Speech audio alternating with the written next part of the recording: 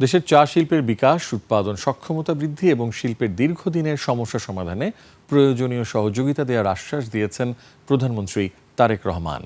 রোববার সচিবালয়ে মন্ত্রিপরিষদ বিভাগে প্রধানমন্ত্রীর কার্যালয়ে আয়োজিত সভায় চা শিল্পকে অর্থনীতির একটি গুরুত্বপূর্ণ খাত হিসেবে উল্লেখ করেন। বলেন, এ শিল্পের বিকাশে সরকার প্রয়োজনীয় নীতিগত, আর্থিক ও প্রাতিষ্ঠানিক সহায়তা দেবে।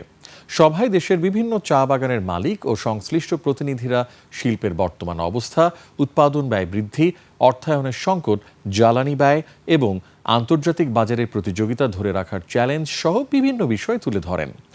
একই সঙ্গে তারা শিল্পের টেকসই উন্নয়নের লক্ষ্যে কিছু দাবি প্রস্তাব উপস্থাপন করেন। প্রধানমন্ত্রী এ সময় বাগান মালিকদের বিদ্যমান ঋণের দায় সহজীকরণ এবং স্বল্প সুদে ঋণ দেওয়ার আশ্বাস দেন। পাশাপাশি চা বাগানের চাষের অনুপযোগী জমিতে সৌরবিদ্যুৎ উৎপাদনের অনুমতি দেওয়ার বিষয়টি ইতিবাচকভাবে বিবেচনার কথাও জানান।